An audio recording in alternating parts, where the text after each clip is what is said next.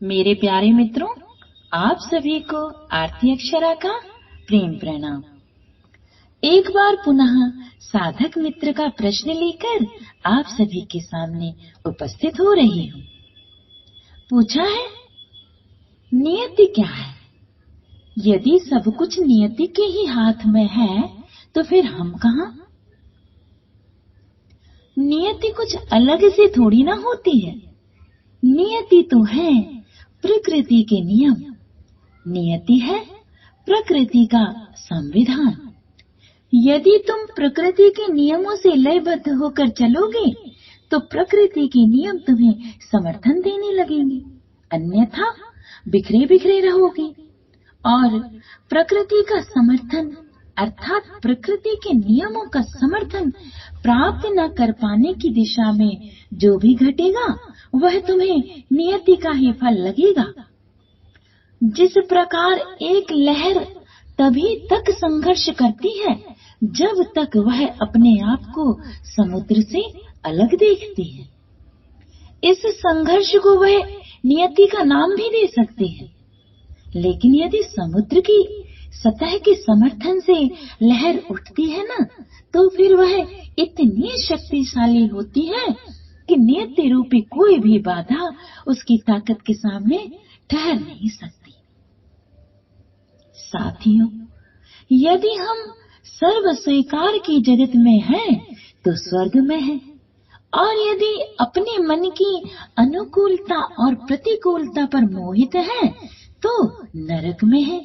अर्थात हम नियति से प्रभावित हैं, तभी तो मन की अनुकूलता और प्रतिकूलता हमें प्रभावित कर रही है। यदि हम गौर से अपने जीवन को देखें तो हमारा जीवन हमारे विचारों का ही परिणाम है। हम अपने विचारों का घनीभूत रूप हैं। हमने जिन विचारों को ऊर्जा दी, हम वही हैं। अब देखने वाली बात यह है कि ऊर्जा किन विचारों को दी।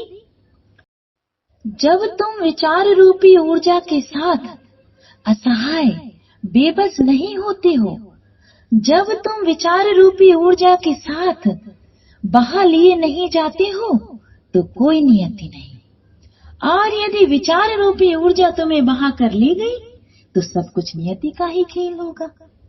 नियति की अपनी कोई स्वतंत्र सत्ता नहीं है। नियति वही करवाती है जो तुमने उसके गर्भ में डाला है।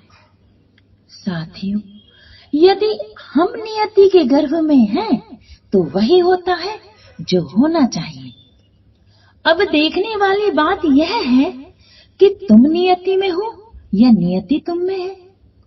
यदि तुम नियति में होगे तो सवाल ही पैदा नहीं होता कि नियति नकारात्मक रूप में तुम्हारे सामने प्रस्तुत हो।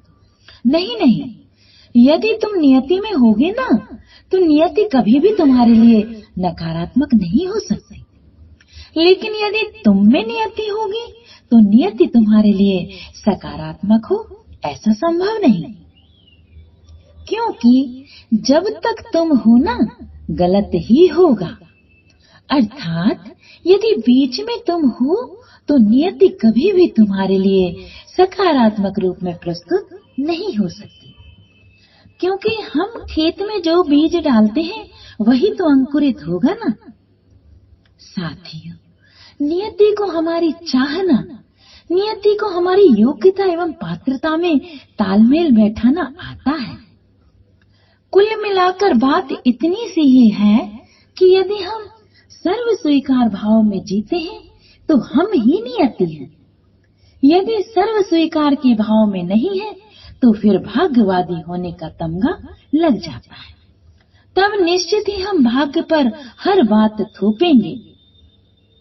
भाग्य पर बात थोपना अर्थात नियति की वशीभूत होकर अपने आप को बेबस और असहाय रूप में प्रस्तुत करना।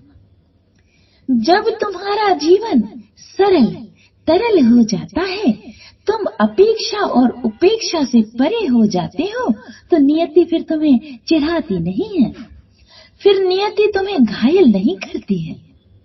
साथियों, यदि कर्मठता की स्याही से जीवन को लिख रहे हो तो तुम नियति को लिख रहे हो। अब नियति तुम्हें बाधा नहीं दे सकती। नियति तो अकर्मण्य लोगों के लिए है, जो उसकी ढाल बनाकर सब कुछ नियति के माथे मढ़कर उसके पीछे छुप जाते हैं। नियति तो ऐसी है जैसे कोई प्रश्न, और यदि नियति कोई प्रश्न बनकर आती है तो दृष्टा की कलम से साक्षित्व उसका उत्तर है।